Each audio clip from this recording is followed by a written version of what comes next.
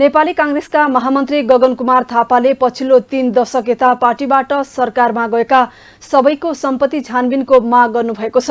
उहाँले सम्पत्ति छानबिनको लागि शक्तिशाली आयोग गठन गर्ने प्रस्ताव पनि गर्नुभएको छ। आइतबार जेन जी पुस्ता र लोकतान्त्रिक विचार विषयक अन्तर्क्रियामा महामन्त्री थापाले भ्रष्टाचार र अनियमितता विरुद्धको स्पष्ट मापदण्ड स्थापित नगरी नयाँ पुस्ताको भरोसा जित्न नसकिने बताउनुभयो। कुनै पनि दलप्रति पूर्वाग्रह नभएको व्यक्तिलाई आयोगको नेतृत्व दिएर 2046 सालपछिका सबै नेताको सम्पत्ति छानबिन गर्ने अधिकार दिनुपर्ने उहाँको भनाइ छ। 2046 सालको जनआन्दोलनपछि नेपाली कांग्रेस पार्टी सत्तामा आएको।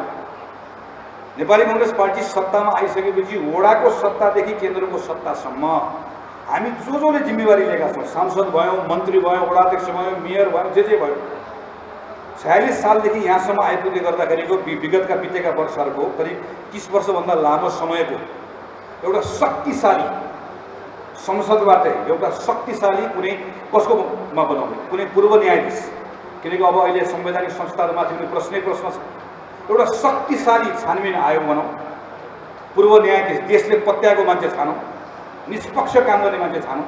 यस्तो मान्छेहरू छानौँ कि त्यो काङ्ग्रेस एमाले माओवादी केही पनि नहोस्, कुनै पार्टीको भागवण्डा नगरिकन मान्छे छानौँ र त्यो मान्छेलाई 46 साल पछाडिका काम गरेका जिम्मामा बसेका प्रत्येक नेताको सम्पत्ति छानबिन गरेर